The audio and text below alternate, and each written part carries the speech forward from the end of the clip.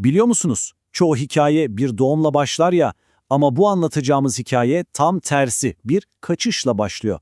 Hem de ne kaçış? Amerikan edebiyatının en unutulmaz, en isyankar karakterlerinden biri olan Holden Caulfield'ın her şeyi ama her şeyi arkasında bıraktığı o kritik anı. Penceyi Hazırlık Okulu'ndaki o son geceyi ele alacağız. Hadi gelin bu kaçışın ardındaki dünyaya şöyle bir dalalım birlikte. Düşünsenize, bir kitap açıyorsunuz ve daha ilk cümlesiyle size resmen meydan okuyor. Diyor ki, böyle klasik nerede doğdum, anne babam kimdi falan o David Copperfield zırvalıklarını benden beklemeyin. Yani daha en baştan ben bildiğiniz gibi olmayacağım diyor. Bu alaycı, sanki her şeyden bıkmış ses var ya, işte o bize kurallara uymayacağının sinyalini çakıyor. Peki kim bu isyankar sesin sahibi? İşte bu sorunun cevabı, Amerikan edebiyatının en unutulmaz, en çok konuşulan karakterlerinden birinde saklı. Evet, işte karşınızda Holden Caulfield. Mekan, prestijli Penzi Hazırlık Okulu. Zaman, herkesin dört gözle Noel tatilini beklediği o anlar ama Holden için durum bambaşka. O, hayatının bir başka fiyaskosunun, evet resmen enkazının altında kalmış durumda. Şimdi Holden'ın durumuna bir bakalım. Yani resmen tam bir karmaşa. Dışarıdan baksanız 16 yaşında, 1,89 boyunda, hatta saçlarının bir yanında milyonlarca ak var. Bayağı olgun, neredeyse yetişkin gibi duruyor değil mi? Ama işte icraatlarına gelince durum hiç de öyle değil. 5 dersten 4'ünden çakmış, okuldan atılıyor, hatta yetmezmiş gibi sorumlu olduğu eskrim takımının bütün kılıçlarını metroda unutmuş. Yani Pence'nin o "biz fevkalade aydın adamlar yetiştiririz" vaadine karnı tok olduğunun, o parlak imajın arkasındaki sahtekarlığı gördüğünü düşünüyor.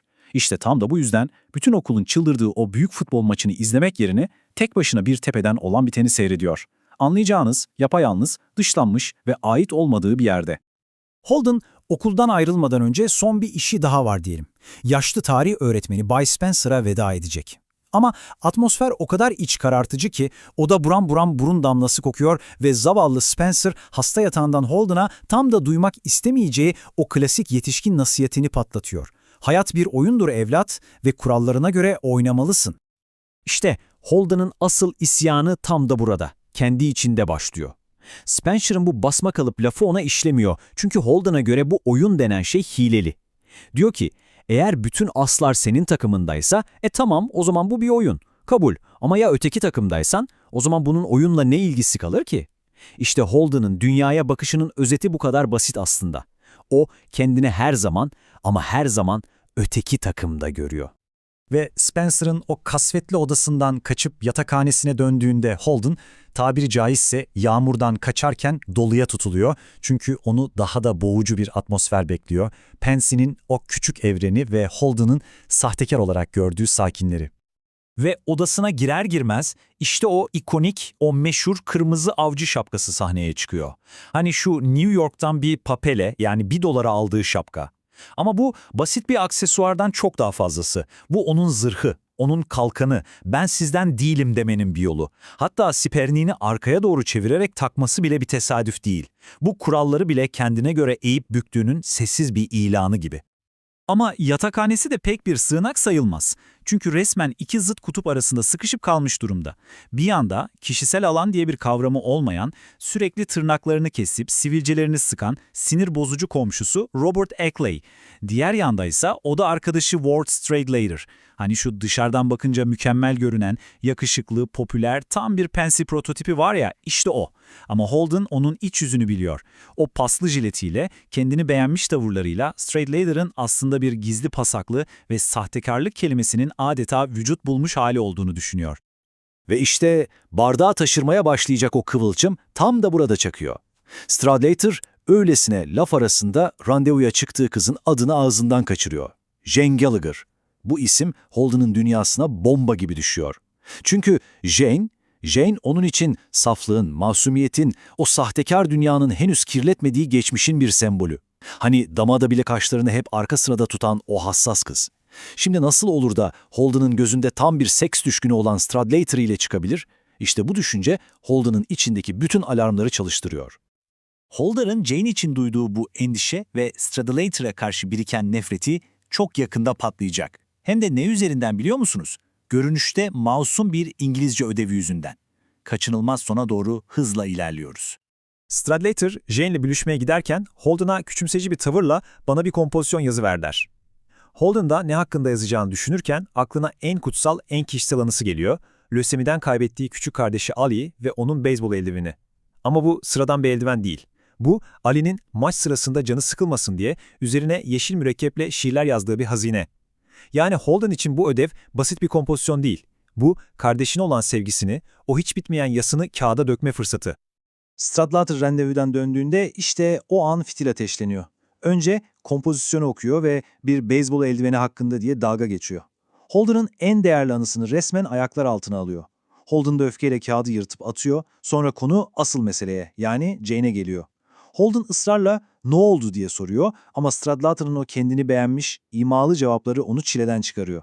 Önce laf dalaşı, sonra Holden'ın cılız bir yumruk denemesi ve en sonunda Stradlater'ın suratına inen o sert yumruk. Yerde Holden, akan kan ve tam bir yenilgi. Yerde burnundan akan kanla yatarken Holden için o yumruk fiziksel bir acıdan çok daha fazlası aslında. Bu, Pensey'deki bütün sahtekarlığın, anılarının kirletilmesinin ve o derin yalnızlığının bardağa taşıran son damlası. İşte o an anlıyor ki burada bir saniye bile daha kalamaz. O an hissettiği tek bir şey var, kendi deyişiyle felaket bir yalnızlık. Ne komşusu Eklen'in tuhaf tesellisi, ne de o kanlı odası Bişare. Hiçbir şey fayda etmiyor. İşte o an kararını veriyor. Çarşambaya kadar falan beklemeyecek. Hemen o gece her şeyi arkasında bırakıp gidecek. Plan da belli. New York'a git, bir otel odası tut ve ailesi okuldan atıldığını öğrenene kadar ortadan kaybol. Bavullarını alelacele topluyor, parasını kontrol ediyor ve kapıdan çıkarken son bir isyan gösterisi. Gecenin o mutlak sessizliğindeki koridora dönüp avazı çıktığı kadar bağırıyor. Uyuyun bakalım geri zekalılar. Bu sadece bir öfke patlaması değil aslında, biliyor musunuz? Bu aynı zamanda kimsenin duymadığı bir yardım çığlığı. O sahtekar dünyaya attığı son bir meydan okuma. Ve Holden'ın Pencil'dan kaçışı resmen başlıyor. Ama daha yolun başında New York'a giden o trende sahtekarlıktan bu kadar nefret eden birinin aslında ne kadar usta bir sahtekara dönüşebildiğine tanık olacağız. Trende kimle karşılaşıyor dersiniz? Okuldan tanıdığı Ernest Morov'un annesiyle. Ve işte tam burada Holden'ın yepyeni kimliği sahneye çıkıyor. Adını soran kadına Rudolf Schmidt diyor, hademenin adı. Okulun en itici, en namussuz tiplerinden olan oğlu Ernest'i annesine hassas, uyumlu, sınıf başkanlığına aday gösterilen bir kahraman gibi anlatıyor. Okuldan atıldığını falan tabii ki söyleyemiyor. İşte bu an Holden'ın en büyük çelişkisini, o trajedisini gözler önüne seriyor. Sahtekarlıktan kaçarken en büyük sahtekarın bizzat kendisi olması. Ve Holden'ın New York yolculuğu işte böyle başlıyor. Pensie'nin duvarlarının arkasında bıraktığı, evet, ama asıl kaçtığı şeyden, yani kendisinden kaçabilecek mi? Aradığı o saf, o sahtekar olmayan dünyayı bulabilecek mi gerçekten? Yoksa belki de hepimizin zaman zaman yüzleştiği gibi en çok eleştirdiğimiz şeyin bir parçası olduğumuzu mu fark edecek? Bu soruların cevabı New York'un o parlak ışıklarında ve karanlık gölgelerinde onu bekliyor.